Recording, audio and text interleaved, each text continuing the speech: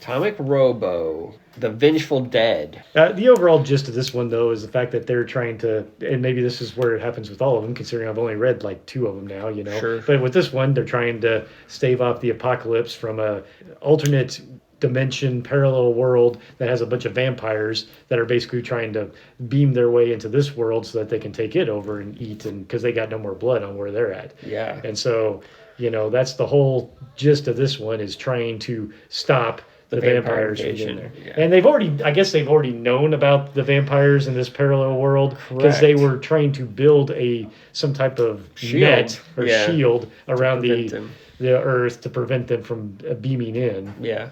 And it seemed to work for a little while, but yeah. Sooner or later, the vampires, or one vampire in particular, figured out how to overcome it. Because I get the feeling like there was like one alpha vampire and then all his little minions who just pretty much did whatever his bidding was. That would be my one complaint is, let me say this real quick. The timing was kind of funny because just as they're deciding to build the shield, it's the same time the vampires figure out how to break through the shield. It's like, the vampires had just invaded like a little bit earlier, or you know what I mean? Or they built the shield just a little bit earlier, you know, it would have been. Could have been. But I mean, they got the shield up, and then the vampires were trying to get in, and then the vampires were trying to figure out, okay, how the hell do we break down the shield? But if the vampires had just been a little bit earlier, they would have not even had to deal with the shield. Well, that's true too. But I mean, they're also on a different time scale than we are too. You know, the way that they alluded to in there, you know.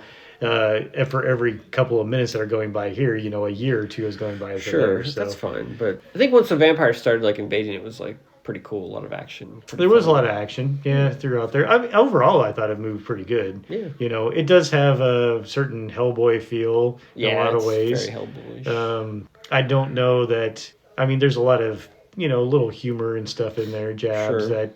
It's like anything like that. Some hit better than others. Sure. I think in some cases, because of that, I felt like it got a little maybe too wordy in some cases. Yeah, there were some periods where it got a little. Because I feel like, and this is, although I do admit that his little his son or something, Alan, he was a pretty cool character in there. I think. And I did like the little the recreation of the meme from. I think it's like Pacific Rim or something like that. This one up here. But overall, I mean, I enjoy Atomic Robo. What do you think of it there? Yeah, no, I enjoyed it a lot. It's good. It's very Hellboyish. It's got kind of that same kind of feel, vibe.